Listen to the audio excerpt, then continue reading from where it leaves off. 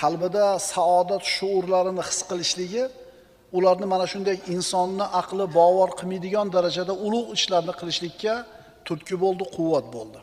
Abu Bakr Siddiq roziyallohu anhu Nabiy sallallohu alayhi vasallam musulmon qo'shinni qurollantirish uchun infoq qilinglar deganlarida uydagi hamma boyligini olib kelib o'rtaga qo'ydi. Shunda payg'ambarimiz: "Ey Abu Bakr, oilangizga ham bir narsani qoldirib keldingizmi?" deganida, "Ha, bundan yaxshirog'ini qoldirib keldim." "Nimani qoldirdingiz?" "Alloh va Rasulini roziligini qoldirib keldim uyimga." Ya'ni hamma narsasini ko'tarib kelib tashlashlikka nima majbur qildi? Ana shu qalbidagi al-vajd, saodat shuuri, saodat hissi. Suhayb Rumi bu kishi Makkaga kelgin deydi. Rasulullohning sahobalari Madinaga hijrat qilishni boshlaganlarida bu kishi ham hijrat qildi. Makkaga kelganida quruq kelgan edi, hech narsasi yo'q edi. Lekin shu yerda yashab, mol davlat orttirib, boy badavlat bo'ldi. Hijrat qilib chiqib ketayotganida Quraysh mushriklari yo'lni to'sib olishdi. "Sen bu yerga kelganingda hech narsasiz kelgan eding. Endi boy badavlat bo'lib chiqib ketasanmi? Seni hech qayoqqa qo'yib yubormaymiz. Seni hibs qilamiz." Shunda Suhayb roziyallohu anhu ana shu Makkadagi hamma boyligini berishligi va shuni evaziga qo'yib yuborishligini ulardan talab qildi. Ular ko'nishdi. Falon joyda deb aytdi. Borib o'shada ekanligini bilishganidan keyin qo'yib yuborishdi. Bori burdini berib hijrat qilib ketyapti.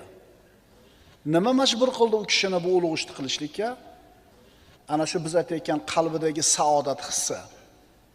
Madina Munavvaraga shunday qilib kelganidan keyin payg'ambarimiz sollallohu alayhi vasallam hali u kishi nima bo'lganligini aytib bergani yo'q. Lekin Rasululloh sollallohu alayhi vasallam ularga mana shunday bir karomat qilib, mo'jiza qilib aytib berdilar. Aytdilarki: "Robihal bay'u ya Abu Yahya." Ey Abu Yahyo, savdo foydali bo'ldi. Savdo foydali bo'ldi dedilar. Hamma narsasidan voz kechishligi juda oson bo'lyapti. Nima uchun? Qalbida boyagi biz aytayotgan saodat shuuri bor. Agar iymon insonni qalbini egallasa, chin akamiga, agar inson iymon halovatini totib ko'radigan bo'lsa, uni mazasini nimaligini tushunsa, dunyoni hamma zeb-u ziynatidan osonlik bilan voz kecha oladi. Aytyapmiz-ku, mansabdor odam, lekin shu ishlayotgan ishini ko'p qismi Alloh norozi bo'ladigan ishlar bilan bo'lganligi uchun mansabidan ketish kerak bo'lganda, agar iymonni mazasini totib ko'rgan bo'lsa, shart tashab ketadi. Vaholanki bu o'rinda egallashlik uchun qancha xaridor turibdi, har qancha sarf xarajat bo'lsa qilaman deb shu kursini egallayman deb turibdi, ammo bu odam osonlik bilan voz kechyapti. Nima uchun? Qalbida ana shu saodat shuuri bor. Alloh taolo aytadi: "Va robatna ala qulubihim." Biz ularning dillarini quvvatlantirdik. Ya'ni ularning qalbiga muhabbat o'rnatib qo'ydik. Ularning qalbiga haqiqatni o'rnatib qo'ydik. Ularning qalbiga sakinatni joylab qo'ydik. Shuning uchun ular mana shunday ulug' amalni qilishlikka qodir bo'lishdi. Agar sahobalarning hayotini o'qiydigan bo'lsak, ha ular ham odam bolasi bo'lganmi deb olasiz. Ha, ular ham odam bolasi, lekin hamma odamlarda emasda. Ularni boshqalardan ajratib turgan narsa nima edi? Alloh ularning qalblariga o'ziga bo'lgan muhabbatni joylab qo'ygan edi. Qalbida saodat shuuri bor edi. Iymon halovatini, haqiqat nurini, xotirjamligini ato qilib qo'ygan edi. Mana ana shu Kaf surasidagi yigitlarning qissasiga qaytadigan bo'lsak, bu yigitlar saroydagi zodagonlarning farzandlari edi. Hayoti juda ham bir havas qilinadigan, to'kin sochin, kayf safo, huzur halovatdagi hayot edi. Lekin ular mana shunday bir huzur halovatlik, mo'l ko'l hayotini tark qilib, sovuq, zax bo'lgan g'orga chiqib ketishlikni afzal deb bilishdi. Astagfirullah. Va robatna ala qulubihim iz qamu faqalu robbuna robbus samawati val ard lan nad'u min dunihi ilahan laqad qulna idan shatata. Biz deydi Alloh taolo, ularning dillarini, iymonlarini quvvatlantirdik. O'shanda ular zolim podshoh qarshisida turib dedilar: bizning Parvardigorimiz osmonlar va yerning Parvardigoridir. Bizlar undan o'zga biron ilohga hargiz iltijo qilmaymiz. Aks holda nohaq so'zni aytgan bo'lurmiz. Mana g'or egalari, Ashobul Kahf. Ana shu qalbidagi saodat shuuri bor, qalbida sakinat, xotirjamlik bor. O'shuning uchun huzur halovatdan shunday voz kechib, chiqib g'orga kirishib olyapti. Alloh taolo ularga karomatni berdi. 309 yil uxlashdi. 3 asrdan keyin 4-asrga borib uyg'onishdi. Shuning uchun qalbingizda Allohga bo'lgan muhabbat birinchi o'rinda tursa, muhabbat. Allohni rozi qilaman degan bitta g'amingiz bo'ladigan bo'lsa, Alloh sizga ham karomatni beradi. Boshqalar qo'rqib turganda siz qo'rqmaysiz. Boshqalar siqilib turganda xotirjam bo'lasiz. Boshqalar yeta olmay turganda Alloh sizni yetkazib qo'yadi. Bu karomat deyiladi. Oriflardan biri aytganidek, agar podshohlar bizni holatimizni qanaqa ekanligini bilishganida edi, ana shu ahvol, ana shu holatni, huzurni tortib olish uchun biz bilan jang qilishgan bo'lardi deydi. U sakinat, u halovat faqat mo'minning qalbida bo'ladi. Allohni tanigan, Allohga muhabbati bor mo'minning qalbida. Alloh sendan rozi ekanligini his qilishing, Alloh mendan rozi bo'lyapti degan narsani his qilishing. Bu shunaqa bir huzur, halovatki, buni so'z bilan ta'riflab bo'lmaydi. Mana shu his saodat hissi, al-vajd, har qanaqa mashaqqatni ko'tarishlikka sabab bo'ladi. Toatlarga sabr qiladi, shahvatlarni yengishlikka sabr qiladi. Saratonda roza tutamiz. Mashaqqat-a? Mana o'shuni his qilganmiz biz ham. Mashaqqat, chanqaganmiz, 14 soat, 16 soat roza tutamiz. Lekin ana shu chanqog'ingiz, ana shu qiylanayotganligingizdan Alloh rozi bo'layotganligini his qilasizda, bu mashaqqat emas, huzur, halovat bo'ladimi? Aytdik-ku, al-vajd nima desa, qalbda o'z-o'zidan bir paydo bo'lib, bir ketib qoladigan narsa. O'sha vajd qalbimizda paydo bo'lganda ko'zimizga yosh keladi. Safarda yurgan yosh yigit bo'ydoq. Qarshisida bir ayol avratlari ochiq, o'zini unga ko'z-ko'z qilib turibdi. Fahshga chaqirib turibdi. Ha, bu bolada ham, bu yigitda ham ayollarga bo'lgan rag'bat bor. Ammo uni ana shu zinoga yurishidan nima to'siyapti? Nimaga teskari qarab olishlikka quvvat yetyapti? Chunki bu yigitda iymon degan, iymon halovati degan quvvat bor. Uni totib ko'rgan. Agar unga qarasa, ana shu zinoga bir qadam qo'ysa, mana shu halovatni yo'qolib qolishini biladi. U halovatdan ajralishni xohlamaydi, shuning uchun teskari qaraydi. Sa'd ibn Abi Waqqos roziyallohu anhu. U kishi iymonga kelganida onasi qarshilik qilib turadi. Sa'd roziyallohu anhu onasiga juda ham mehribon, yaxshi farzand bo'ladi. Onasi ultimatum qo'yadi. Yo Muhammadga kofir bo'lasan, dinidan qaytasan, yo men ovqat yemay qo'yaman, suv ichmay qo'yaman, ochimdan, chanqog'imdan o'laman, sen nomusga qolasan dedi. Nima dedi Sa'd roziyallohu anhu? Ey onajon dedi. Bu hali bitta joningiz ekan dedi. Agar joningiz 100 ta bo'lib, kunda bittadan chiqib kelsa ham Muhammad alayhisalomga kofir bo'lmayman men dedi. Xoling ovqat yeng, xoling ovqat yemang dedi. Ularni mana shunday bir quvvatli bo'lishligiga sabab biz aytayotgan saodat shuuri. Bugungi mavzuyimiz al-vajd. Agar qalbing al-vajdga, saodatli shuurlarga to'lishini xohlasang, iymon halovati nima ekanligini totib ko'rishni xohlasang, buni bir yo'li bor. O'sha yo'lni ko'rsatib beramiz. Avvalo Allohga itoat qil. Allohga itoat qilmagan odamning qalbida bu shuur bo'lmaydi. Birinchi yo'li nima ekan? Allohga itoat qilamiz. Mana shu narsani o'zi seni qalbingga saodat olib keladi. Ana shuna biz ismini zikr qilgan ulug' insonlar, sahobalar, tobiinlar, ulug' insonlar, ummatning ulug'lari. Alloh ularning qalbiga shu shuurni solib qo'yganligi uchun ana shunday bir ulug' ishlarga qodir bo'lishdi, dunyoni hashamatini tanlashmadi. Qarang, Suhayb Rumi necha yil yashab to'plagan moli, boyligi bo'lsa, shunday berib keta olyapti. Xotirjam. Nima quvvat berdi unga mana shu ishga? Qalbidagi saodat shuuri. Al-Vajd, saodatli shuurlarning martabalari. Al-Vajdning 4 ta martabasi. Mana endi bitta-bittadan ko'rib chiqamiz. Birinchi martabasi tavajjud. O'zini o'shinday qilib ko'rsatish. O'zini ana shu saodatli shuurlarni his qilayotganday qilib ko'rsatish. O'zi yo'q. Arab tilida mana tafaul vazni bor. Sarf fanida tafaul vazniga fe'l o'zida bo'lmagan sifatni, holatni bor qilib ko'rsatish uchun kirgiziladi. Masalan, tabaki o'zini yig'layotgan qilib ko'rsatish. O'zi yig'lamayapti, yig'layotgan qilib ko'rsatyapti. Demak, al-vajdning birinchi martabasi tavajjud. O'zida mana shu saodatli shuurlarni bordek qilib ko'rsatish. Asli yo'q. Bu eng zaif martaba.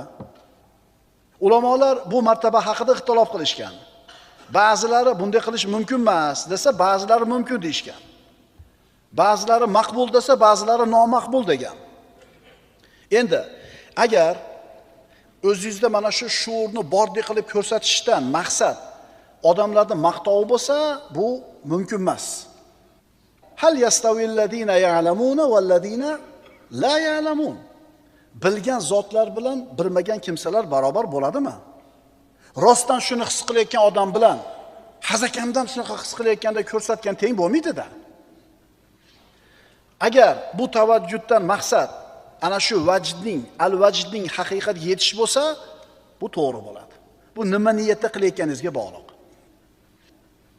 O'zini ta'sirlangan qilib ko'rsatishi, yig'layotgandek qilib turishi, ko'zini yumib olishi bu tavajjud deyiladi. Yana qaytaramiz, agar bundan maqsad odamlardan maqtov eshitish bo'lsa, mumkin emas. Agar bundan maqsad o'sha martabaga haqiqatan yetish uchun harakat qilayotgan bo'lsa, bu mumkin bo'ladi. Misol, Umar ibn Xattob roziyallohu anhu ning tavajjudi. Badr kunida mushriklardan asir tushdi. Va Rasululloh sahobalarga maslahat soldilar, nima qilamiz? Umar ibn Xattob qatl qilaylik bo'ladi hammasini dedi. Abu Bakr Siddiq yo'q, nima bo'lsa ham o'zimiz urug'larimiz, ulardan nima qilaylik? Jizya olib qo'yib yuboraylik dedi. Va mana shu qarorni Rasululloh ma'qulladilar va bu qaror noto'g'ri edi. Ertasi kuni Rasulullohning oldiga Umar ibn Xattob kelsa, Rasululloh va Abu Bakr Siddiq yig'lab o'tirishibdi. Umar ibn Xattob qarab, "Nima yig'layapsizlar?" dedi. "Xabar qilinglar. Agar yig'i topsam yig'layman. Agar topa olmasam, o'zimni yig'laganga solib turaman men ham" dedi. Mana tabaki. Yig'i yo'q, lekin siz yig'lagan uchun men ham yig'laganga o'xshab turaman deyapti. O'zida yo'q, nima qiladi? Bor qilib ko'rsatadi. Demak, bu martaba bir tomondan maqbul, ikkinchi tomondan nomaqbul. Endi Umar ibn Xattobga bu ishda Rasulullohga ergashishlik turibdi-da. Yig'lagiz kelmasa ham, yig'layotganda ko'rsatayotganligi Rasulullohga ergashish bo'ladi. Shuning uchun Umar ibn Xattob uchun bu holat ma'qul bo'laveradi. Mana shu o'zida yo'q bo'lgan narsani bor qilib ko'rsatish deydi, bugun ko'proq gaplashamiz. O'zi yo'q. O'zi yuragi siqilib turibdi hali mehmonni ko'rib. Qanaqa qilasiz? Karam, saxovatli, mehmondo'st odamdaqa bo'lib ko'rinasiz. Rasululloh aytganlar: "Innamal ilmu bit-ta'allum va innamal hilmu bit-tahallum va innamal karamu bit-takarrum." O'zi asabingiz tarang, nervli odamsiz. Tabiatingiz boringiz shu. Lekin dini sizni halim bo'lishga buyuradi. Shuning uchun o'zingizni halim qilib ko'rsatasiz. O'zi jahldorsiz. Sal narsaga asabingiz o'ladi, fe'lingiz tor, lekin dada bo'lganingiz uchun, qaynota bo'lganingiz uchun qanaqasiz? Xo'jayin bo'lganingiz uchun majbursiz o'shunday qilib ko'rsatishga. Ichingizda o't yonib turibdi, vulqon otilib turibdi, ammo o'zingizni bosiq qilib ko'rsatasiz. Nafsingiz qil deb turgan ishni qilmaysiz. Mana shu narsa tahallum deyiladi. Asabi tarang, jahli chiqib turibdi, so'kis kelyapti, baqirgisi kelyapti, lekin o'zini bosib turibdi. Mana shu tahallum o'zida yo'q, lekin bor qilib ko'rsatish. Halim qilib ko'rsatishlik. Lekin sekin-sekin, asta-sekinlik bilan, asta-astalik bilan mana shu tahallumni o'zingizni shu bir halim qilib ko'rsatishlikni davom ettirib boraverasiz. Sekin-sekinlik bilan bu holat sizni tabiatingizga aylanib qoladi-da, halimlik sizni asl tabiatingiz bo'lib qoladi.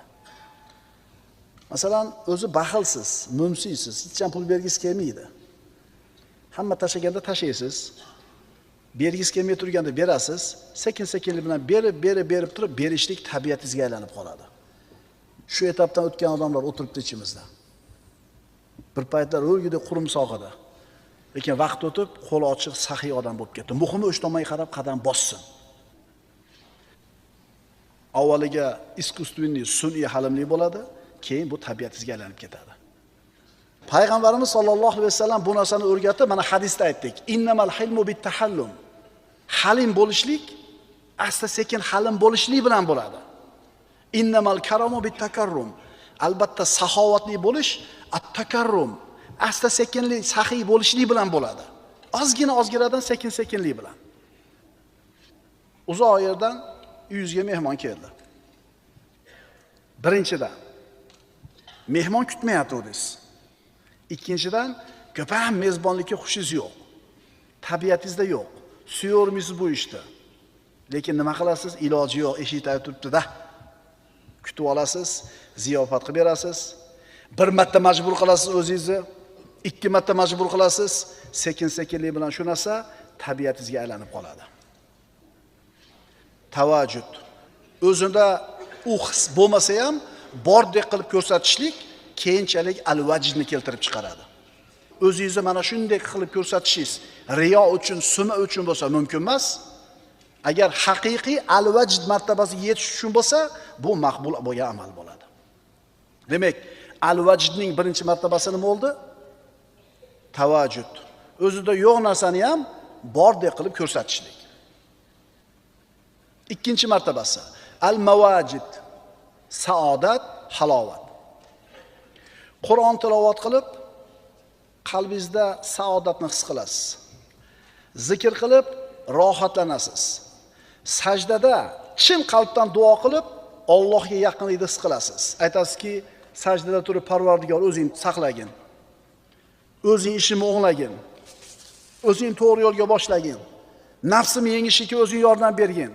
Parvardigor hamma narsadan voz kechib bitta senga suyanyapman. Haqiqiy duo bilan saodatni his qilasiz.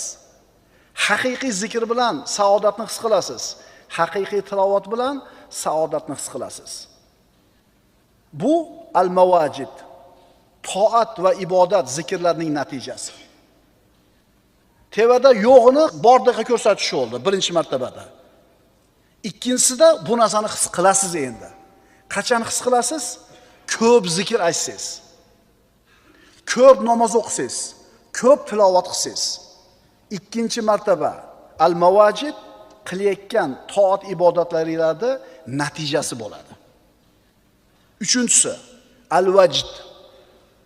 Al-vajd qalb amallarining samarasidir. Qanaqa bo'ladi u? Alloh uchun yaxshi ko'rib, Alloh uchun yomon ko'rsangiz. Alloh uchun berib, Alloh uchun man qilsangiz, siz iymon halovatini totibsiz. Qalbning amallari bor. Alloh taolo marhamat qiladi. Astagfirullah. Qad aflahal mu'minun. Tahqiq mu'minlar najotga yetishdi. Qaysi mu'minlar? Alloh taolo oyatda ularning sifatini bayon qiladi. Alladina hum fi solatihim khoshi'un valladina hum anil lagwi mu'ridun. Qaysi mu'minlar najotga yetdi? Ular namozlarida qo'rquv, umid bilan bo'yin eguvchi kishilardir. Ular behuda, foydasiz so'z va amallardan yuz o'giruvchi kishilardir. Qarang, namozida qo'rquv bilan turadi, bema'ni, lag'v bo'lgan so'zlardan, amallardan o'zlarini tiyadi. Dunyodan yuz o'girib oxiratga iqbol qiladi. Mana shu amal qalb amali deyiladi. Qalb amali to'g'ri bo'lsa, insonning qalbida al-vajd martabasi paydo bo'ladi. Haqiqatan o'zini saodatli his qiladi. Alhamdulillahi robbil alamin deydi. Ey yigitlar, ertalab turib mana shu shuurni his qilishingiz keraksiz. Chunki uyg'ondingiz, tiriksiz, o'zi yutuq. Aql hushingiz o'zingizga keldi, yutuq. Taningiz sog', yutuq. Yurtingiz tinch, yutuq. Boshingizda tomingiz bor, yutuq. Bir kunlik ovqatingiz bor. Siz eng baxtli odamsiz. Nabiy sallallohu alayhi vasallam aytganlar: "Man bata minkum aminan fi sirbihi, mu'afa fi badanihi va indahu quta yawmihi ka'annama hizat lahu dunya." Mana shu narsa hammamizda bor. Kim o'zini to'shagida xotirjam tong yottirsa, demak uyi bor, tinchligi bor yurtida. Mu'afa fi badanihi, tanasi sog'lom bo'lsa, va indahu quta yawmihi, o'sha kunga yetadigan ovqati bo'lsa, eng boy odam shu, eng baxtli odam shu deb Rasululloh aytayaptilar. Bormi shu narsa bizda? Biz ertalab uyg'onib o'zimizda mana shu al-vajd, saodat hissini topishimiz kerak. Biz baxtli odamlarmiz. Kimda mana bu 3 ta narsa bor bo'lsa, tahqiq iymon halovatini totibdi. Birinchisi, Alloh va Rasuli u uchun hamma narsadan sevimli bo'lsa.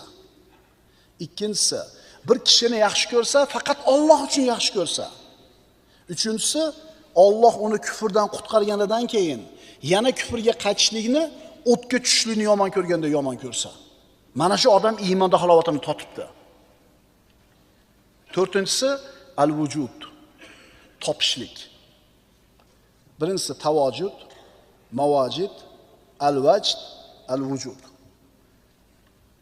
Allohni topishlik, Allohga yetishlik. Allohni ko'rib turgandek unga ibodat qilishlik. Har bir narsada Allohni ko'rish. Har bir narsani orasida Allohni ko'rish. Har bir narsani ustida Allohni ko'rish. Har bitta mahluqning qo'li Allohning qo'li ostida ekanligini ko'rish. Televizorda qo'yasizlar, tabiat manzaralari. Aynidaqa ko'ryapsiz. Dengiz ostidagi hayvonlar, baliqlar, ko'katlar, qushlarni ko'rsatganda har bitta narsani ko'rganingizda Allohni ko'rasiz shu yerda. Ma'qulmi? Ertalab turasiz bomdodda, qushlar chiriq-chiriq qilib rosa sayrayapti. Kimdir qushlarni sayrayotganini eshitadi, kimdir Alloh taoloning nomini ulug'lab aytilayotgan tasbihni eshitadi. Kimdir katta shorsharani oldiga boradi-da, suvni shovqinini eshitadi. Endi kimdir Alloh taologa tasbih aytayotgan suvning ovozini eshitadi. Kimdir o'zini birga kirgan bolasini shunday qo'liga oladi-da, bolasini ko'radi. Kimdir Alloh taoloning qudratini ko'radi. Har bir mahluqning ustida, oldida, orqasida, orasida Alloh taoloni ko'rishlik. Qayerda bo'lsa ham Alloh siz bilan birga ekanligini ko'rishligingiz. Qayoqqa yurmang Allohga duch kelishingizni ko'rishligingiz. Mana shu tavofning oxiri. Mana shu finish. Shu joyga yetib kelgan bo'lsangiz, sizda al-vajd degan his, shuur bor. Birinchisi at-tavajjud. O'zida mana shu shuurlarni his qilgandek qilib ko'rsatish, saodatli qilib ko'rsatish. O'zi yo'q. Ikkinchisi al-mavajid. Saodatli shuurlar. Saodat, halovat. Bu toat, ibodat va zikrlarning natijasi. Uchinchisi al-vajd. Qalb amallarining samarasi. Allohning muhabbatini qalbing bilan his qilishi. Al-vujud to'rtinchisi topishlik, Allohga yetishlik. Allohni ko'rib turgandek ibodat qilishing unga. Endi Allohni garchi ko'ra olmasang ham, u seni ko'rib turibdi. Arximed hammomga kirib, ana shu hovuzdagi suvga kaftini shunday bosganida, hovuzni suvi uni kaftini yuqoriga qaytardi. Shunda Evrika deb qichqirib yubordi. Ya'ni topdim dedi. O'ylanib yurgan masalasini javobini topdi. Bu narsani izlab, qidirib, mashaqqat chekib yurgan inson o'sha mashaqqatini, mushkulasini yechimini topganda, o'sha Evrika deydi-da, mana keldi deydi, topdim deydi. Bir odam 20-30 yillab darsxonaga boradi, ilm talabida yuradi. Vaqtini sarflaydi, kuchini sarflaydi, pulini sarflaydi. El yurtni xizmatini qiladi, duo oladi, kitob o'qiydi, tilovat qiladi, imtihon qilinadi. Xullas, ilm talabida ancha mehnat mashaqqat chekadi. Endi agar mana shu 20 yillik, 30 yillik mehnat, ilm mehnatidan keyin mana shu mashaqqatli yo'lini oxirida Allohni topgan bo'lsa, bu odam hamma narsani topibdi. Chunki ana shu ilm o'qishlikdan maqsad Allohni topishidir, Allohni tanishidir va Allohga yaqin bo'lishlik bilan saodat shuurini his qilishidir. Al-vajd martabasiga yetishligida. Shuning uchun yo'lini oxirida Allohni topsa, bu odam hamma narsaga ega bo'ladi. Chunki duoda aytilganidek, ey Robbim, seni topgan odam nimani yo'qotibdi? Seni topmagan odam nimani topibdi? Al-vajd martabasidagi eng oliy nuqta al-vujud.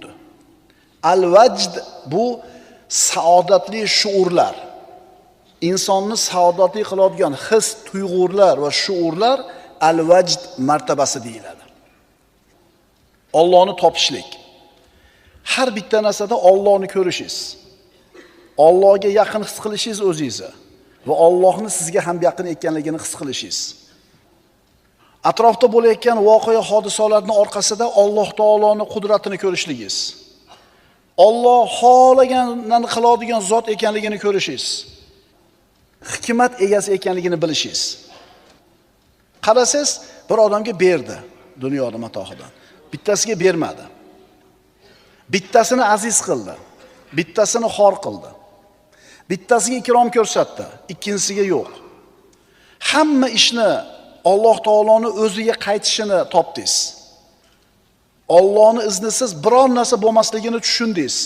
Allohni topdingiz. Siz hamma narsani topdingiz. Va ilayhi yurja'ul amru kulluhu fa'budhu va tawakkal alayh. Qarang oyatning go'zalligini. Va ilayhi yurja'ul amru kulluhu fa'budhu va tawakkal alayh. Unga tavakkal qiling, ibodat qiling. Deyishdan avval bizni qalbimizni xotirjam qilib aytayaptiki, ey banda, ilayhi yurja'ul amru kulluhu. Hamma ish Allohga qaytadi. Shuni bil, shuni tushun, shuni top. Undan keyin ibodatingni qil, tavakkal qil, g'am qilma deyapti. Robbimiz bizni xotirjam qilib qo'yib turib, keyin ibodat qil deyapti. Shuni tushundingiz. Endi dunyodagi eng boy, eng baxtli xotirjam odam siz bo'lasiz. Chunki hamma ishning orqasida Alloh turar ekan. Hamma ishning ustida Allohning qo'li turar ekan. Allohning iznisiz hech narsa bo'lmas ekan. Shuni tushundingiz. Siz eng baxtli odamsiz. Chunki o't kuydirmadi Ibrohim alayhisalomni. Alloh olamadi. Pichoq kesmadi Ismoil alayhisalomni bo'g'zini. Chunki Alloh olamadi. Suv cho'ktirmadi Yunus alayhisalomni. Chunki Alloh olamadi. Kim aytgani bo'lar ekan? Kim aytgani bo'lar ekan? Shuni tushundingizmi? Bilginki dedilar Rasululloh, butun ummat senga yomonlik qilamiz deb jamlanib turgan bo'lsa, Alloh yozganidan ortiqcha zarar yetkazish olmaydi. Shuni tushundingizmi? Kimdan qo'rqasiz?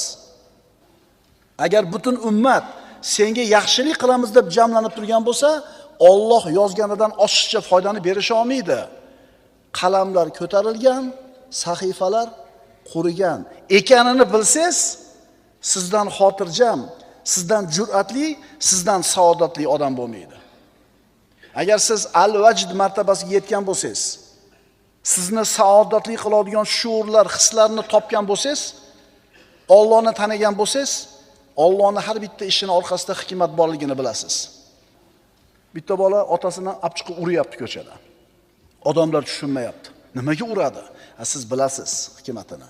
Chunki bu otaning o'zini bir qilgan ishi borki, bolasi uryapti. Nima uchun falonchi otasini izzat ikrom qilib boshiga qo'yib yuribdi? Uni ham bilasiz. Chunki bu ota o'zini otasini davrida hurmat izzatini joyiga qo'ygan edi. Nimaga mana odamda baraka bor? Nimaga mana odamda baraka yo'q? Buni ham tushunasiz. Chunki siz Allohni tanidingiz, Allohni topdingiz. Aytayapsiz-ku, 20 yil, 30 yil ilm yo'lida yurib, shu yo'lini oxirida Allohni tanigan odam dunyoda hamma narsani qo'lga kiritdi. Allohni tanigan, Allohni topgan odam hayotga qarashi o'zgaradi. O'lchov tushunchasi tuzaladi. Nima yaxshi-yu, nima yomonligini Allohning shariati bilan belgilaydigan bo'ladi. Haqiqiy foyda nima, haqiqiy zarar nima ekanligini aniq biladi, chunki Allohni topdi. Shuning uchun birodarlar, biz kitob o'qir ekanmiz, domlalarda oldida ilm o'qir ekanmiz, ma'ruzalar eshitar ekanmiz, mana shu ishimizni oxirida Allohni topishimiz kerak. Al-vajd, saodatli shuurlar. Mana shu martabaga qanday yetamiz? Mana 4 dars gaplashyapmiz. Xo'p, qanaqa qilib erishamiz? Ulamolar aytishadiki, al-vajdning 3 ta eshigi bor.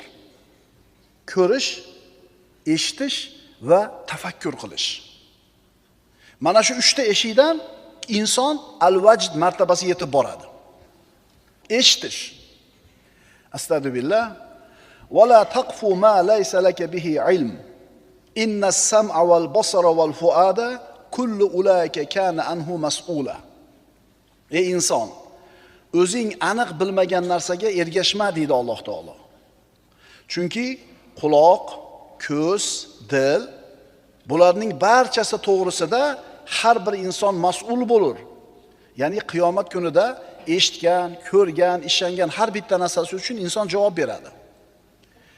Al-vajd martabasiga olib boradigan birinchi eshik bu eshitishlik, tinglashlik. Ilm majlisiga bor, o'tirib darsni tingla, eshit. Ana shu suhbatlar orqali Allohni taniysan. Allohni senga bo'lgan fazli marhamatini, karamini bilib olasan. Allohni taniganing sari unga bo'lgan muhabbating ziyoda bo'ladi. Taqvoing ziyoda bo'ladi. Taqvoing ziyoda bo'lgani sari saodatni his qilasan. Bir biznesmen odam umrida bir katta bir kontrakni qo'lga kiritadi-da, ana shu kontrakt orqali behisob katta boylikka erishadi. Va ana shu bitta kontraktni qo'lga kiritishi natijasida o'zini bolalarini ham kelajagini ta'minlab qo'yadi. Xuddi shunga o'xshagandek, agar mo'min ilm majlislariga borib, Alloh taoloning bittagina ilhomiga ega bo'lib qolsa, ana shu ilhom uni ikki dunyosini obod bo'lishiga sabab bo'lishi mumkin. Tushunarlimi? Ilm majlisiga kelamiz, 5 yil, 10 yil, 20 yil, ana shu darslarni bittasida qalbimizga Alloh taolo bir ilhomni berib qo'ysa, shu ilhom nima qiladi bizni? Saodatli qiladi. Ehtimol 10 ta darsda kelmas u ilhom. Ehtimol 50-chi, 100-chi darsda kelar. Lekin ana shu ilhomni olganingizdan keyin sizning hayotingiz tamomiy xayriyatda bo'ladi. Shuning uchun darslarga qatnaymiz, turli mavzularda suhbatlar bo'ladi, davomiy qatnaymiz. Ana shu darslardan bittasida qalbimizga Alloh taolo shu narsani tushirib qo'yadi. Shuning uchun ilm majlislaridan uzilib qolmaslik kerak. Al-vajd martabasiga olib boradigan birinchi eshik tinglash, eshitish. Inson hayotda gohida bir mehnat mashaqqatga qoladi. Problema orqasidan problema, yetishmovchilik, baraka yo'q, oilaviy muammolar, siqilib ketadi inson. Nima qilishini bilmay qoladi. Tuganmikin bu kunlar deydi. Yengillik bormi deydi. Nimaga ishonishini, kimga suyanishini bilmay karaxt bo'lib qoladi. O'zi aslida Alloh taolo shu bandani shu musibatlar bilan sinab, balolab o'ziga chaqiryapti. O'zi bu musibatlarning kelishiga sabab bu banda Allohdan uzoq bo'lib qolgan edi. Bu musibatlar uni Alloh tomonga olib kelish kerak edi. Misol, bir ayol qishki kunida o'zini 7 ga kirgan bolasini urib, kaltaklab uydan haydab chiqardi. Qish, sovuq. 7 yashar bola qayoqqa boradi? U yoqqa qaraydi, bu yoqqa qaraydi, sovuqda o'tirib yig'laydi. 3-4 soat adavini yegandan keyin sovuq, qorni och, u yoqqa qaraydi, bu yoqqa qaraydi, kech kiryapti. Qayga keladi yana? Kelib eshikni qoqdi. Onasi eshikni ochdi. Bola aytayapti: "Onajon, qayoqqa boraman?" deyapti. "Sizdan boshqa kimim bor?" deyapti. Agar siz qabul qilmasangiz kim qabul qiladi? Siz kirgizmasangiz kim kirgizadi? Ona bolasidan shuni kutyapti. Nimaga chiqardi? Onasi bolasini bag'riga bosib aytadiki, "Bolam," deydi, "o'zing majbur qilding-da meni shunaqa haydab chiqarishga," deydi. Ya'ni o'zing shu narsani mendan so'rab olding-da. Agar itoatsizlik qilmaganingda haydab chiqaramidim dedi. Endi tushundingizmi? Endi tushundingizmi nima uchun muammolar tugamayapti? O'sha Allohdan uzoq bo'lib, osiylik qilishni boshlaganingizda musibatlarni beradi, o'ziga qaytarishligi uchun. Endi tushundingizmi? Nima uchun bu mashaqqatli kunlar keladi? Alloh, birodarlar, siz bilan bizga mehribon. Ota-onamizdan ko'ra mehribonroq. Siz itoatsizlik qiluvdingiz, Alloh taolo nima qildi? Ustingizga shunaqa kunlarni berib qo'ydi. Shuning uchun tavba qiling. Robbim, sendan boshqa kimim bor? Kimga suyanaman? Kimga ishonaman? Tavba qildim deb turib, Allohning hukmiga qayting. Muammolaringiz hal bo'lganini ko'ravering. Mana shu haqiqatni tushunish uchun ham ilm majlisiga kelish kerak-da. To'g'rimi? Shuning uchun ilm majlisidan o'zimizni behojat bilmasligimiz kerak. Ilm majlisiga kelganlar Allohning mehmonlari. Allohning uyiga, masjidga kelib ibodat qilayotganlar, ilm majlisiga kelib ilm o'qiyotganlar Allohning mehmonlari. Alloh qanchalar saxovatli zot ekanligini biz tasavvur ham qila olmaymiz. O'zi odatda mezbon mehmonni ikrom qiladimi? Siz ilm majlisiga borgan paytingizda hayot degan, vaqt degan ne'matni, shukrini ado qilgan bo'lasiz. Vaqtingizni zakotini bergan bo'lasiz. Mana shu paytda Alloh taolo sizni va oilangizni hojatida o'zi turadi. Agar inson o'zini mana shu qimmatli vaqtidan ilm majlisiga ajratmaydigan bo'lsa, diqqat. Agar inson o'zini mana shu qimmat vaqtidan bir qismini ilmga ajratmaydigan bo'lsa, Alloh bunaqa bandani vaqtini 5 dan 4 qismini befoyda narsalarga sarflatib yuborishi mumkin. Mataris darsxonasi bor. Bugun asrda darsga borish kerak. Aytadiki, motorni yig'ishim kerak, ulgumadim, ertamanga tayyorlab berishim kerak. Deydida 1 soatlik vaqtini qizg'anib darsga bormaydi. Haqiqatan dars uchun ajratilgan vaqtini ishiga buradi. Natija qanaqa bo'ladi? Natija qanaqa bo'ladi? Motorni chachdi, yig'di, hamma yo'lni qilib, "Em yoqaman" deganda qarasa, bir narsasi qolib ketib qo'ymagan. Endi sotishga yana bir 5 soat ketadi, yig'ishga yana bir 5 soat ketadi, uyqu ham ketdi. 1 soatlik vaqtini darsdan qizg'anuvdi, 8 soat, 10 soat, 15 soat vaqti ketdi. Demak, kishi o'zini qimmat vaqtini ilmga sarflaydi.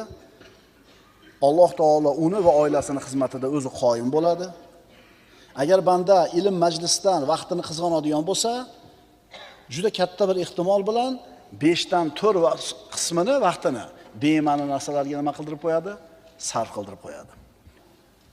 Demak, al-vajd martabasiga olib boradigan birinchi eshik eshitish, tinglash. Ikkinchi eshigi ko'rish, fikr qilish. Rosa chanqab turibsiz, muzdek bir stakan suvni oldingiz. Qarab aqlingiz uchadi, chiroyiga, go'zalligiga. Jajjigina nabirangizni olib yuziga qarab turibsiz. Qoyil qolasiz chiroyiga, beg'uborligiga. Osmonni ko'rdingiz, tiniqligini. Bulutni ko'rdingiz. Oy, quyoshni ko'rdingiz. Kunni, tunni ko'rdingiz. Yomg'ir, shamolni ko'rdingiz. Daraxtlarni ko'rdingiz. Agar aqlli, xushli inson bo'ladigan bo'lsangiz, fikr qilishingiz kerak. Fikr qilmadingizmi? Demak, g'ofilsiz. Ana shu al-vajd martabasiga yetish uchun, saodatli shuurlarni his qilish uchun eshitish kerak, ko'rish kerak, tafakkur qilish kerak. Astagfiru billah. Afalam yasiru fil ard fatakuna lahum qulubun ya'qiluna biha aw adhanun yasma'una biha fa innaha la ta'mal absar walakin ta'mal qulubul lati fis sudur. Qarang, Alloh taolo insonni ko'zi emas, qalbi ko'r bo'lib qolishigini aytayapti. Mo'jiza ko'rsatmagan. Nima bor mo'jiza bo'lmagan?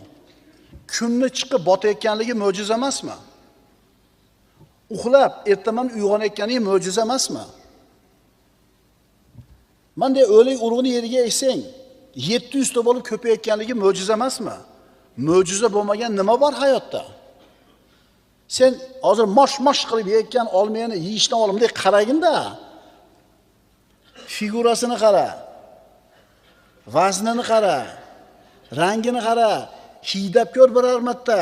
Vosh deb yeb ko'rmasdan. O'sha olma o'zi mo'jiza o'ylab ko'rginda qayerdan chiqdi? Hozir o'lik turgan daraxtdan chiqdi shu. Daraxtni bakini chiqishligi mo'jiza emasmi? Bodam gullabdi, o'rik gullabdi, qarang gulini. Alloh aytadi, axir ular yer yuzida sayr qilib aylanishmaydimi? Shunda ular uchun dono dillar, tinglaydigan quloqlar bo'lar edi. Zero ko'zlar ko'r bo'lmas, balki ko'kraklardagi ko'ngillar ko'r bo'lar. Ana shu daraxtni ko'rib turib subhanalloh deb turib qalbingiz bir yashnab ketmayaptimi? Keng okeanga, dengizga chiqib turib subhanalloh deya olmayapsizmi? Demak, sizni ko'zingiz emas, qalbingiz ko'r ekan. Afala yatadabbarunal Qur'an am ala qulubin aqfaluha. Robbimiz aytadi, axir ular Qur'on haqida fikr yuritishmaydimi? Balki dillarida quluflari bordir. Qur'on 1400 yildan beri bitta harfi o'zgarmasdan kelishligi. 14 asrdan beri dinimizni dushmanlari Qur'onni yo'q qilishga harakat qilib hech narsani qila olmayotganligi bizni lol qoldirish kerak emasmi? Shuni o'zi o'ylab ko'rsangiz, aqlingiz lol qolmaydimi? Astagfirullah. Avalam yatafakkaru fi anfusihim ma khalaqallohu as-samawati wal ard wa ma baynahuma illa bil haqq wa ajalin musamma wa inna kathiran minan nasi bi liqa'i rabbihim lakafirun. Axir ular o'zlaricha Alloh osmonlar va yerni hamda ular orasidagi bor narsani faqat haq qonun va belgilangan muddat bilan yaratganini tafakkur qilib ko'rishmaydimi? Dar haqiqat bu odamlardan ko'pchilik qayta tirilib Parvardigorlarga ro'bara bo'lishni inkor qiluvchidirlar. Ana Alloh taolo fikr qilishga buyuryapti. Haqni tingla, Allohning oyatlariga, mo'jizalariga nazar sol. Allohning kitobi haqida tafakkur qil. Mana shu yo'l orqali Allohni taniysan. Mana shu yo'l orqali al-vajd, saodat shuurlarini his qilasan. Agar Allohga muhabbatli bo'lsang, hamma narsaga ega bo'lsan. Mana odamlarning 99.9% ko'chada bola chaqa tirikchilik deb yuribdi. Bizni ko'chada harakatga keltirayotgan narsani asosi shu bo'lib qolgan. Alloh subhanahu va taolo hadis qudusiyda shunday deydi. Man shaghalahu zikri am mas'alati a'taytuhu fawqa ma uti as-sa'ilin. Kimni mening zikrim mendan hojatini so'rashlikdan mashg'ul qilsa, ya'ni bir banda Allohning zikri bilan shu darajada band, doim zikr aytib yuradiki, so'raydigan narsasi esdan chiqib qoladi. Kimni mening zikrim mendan hojatini so'rashlikdan mashg'ul qilsa, men u bandaga so'rovchilarga berganimdan ko'ra kattaroq, yaxshiroq narsani ato qilaman. Mana shu hadis qudusiyni eshitganingda qalbing titrab ketadi. Qalbingda bir saodat hislari junbushga keladi. Keyin aytasan: "Ey Parvardigor, seni topgan banda nimani yo'qotibdi? Seni tanigan, seni topgan banda nimani yo'qotibdi? Endi seni tanamagan banda nimani topibdi?" Arab o'lkalaridan birida bir muallima ayol o'zini shahridan bir boshqa shaharga komandirovkaga boradigan bo'ldi, matematika o'qituvchisi. Bu ayol ochiq-sochiq, din-diyonat bilan ishi yo'q. Yangi maktabga kelsa, o'zini sohasi matematikadan dars berishmadida, tafsirdan dars beradigan o'qituvchi yo'q bo'lib qolib, tafsirdan dars berasiz dedi. Din-diyonat bilan ishi yo'q, ochiq-sochiq ayol tafsirdan dars berish kerak. Endi uni mutaxassisligi emas, nima qiladi? Majbur. Tafsir kitobini oladi, o'sha o'quvchilar kelgan temani topib o'qiydi, izlanadi. Oyatlar hijob haqidagi oyatlar edi. Allohning xohishini qarang-da. Alloh shu ayolni hijobga kirishini xohlagan ekan, o'sha shaharga komandirovkaga jo'nattirdi. Matematikadan emas, diniy ta'limdan, tafsirdan dars berishga majbur qilib qo'ydi. Ana shu ayol tafsirni oldi. Hijob haqidagi oyatlarni o'qidi, qalbi ochildi, ta'sirlandi, shu bilan hijobga kirib oldi. Ha, shunaqa. Agar Alloh xolasa, bitta maqola sabab bo'lib qoladi sizni haqqa yurishingizga. Bitta ma'ruza sabab bo'lib qoladi hidoyat topishingizga. O'qiysiz, eshitasiz, fikr qilasiz, natijaga erishasiz. أقول قولي هذا وأستغفر الله لي ولكم إن الله وملائكته يصلون على النبي يا أيها الذين آمنوا صلوا عليه وسلموا تسليما والسلام عليكم ورحمة الله وبركاته.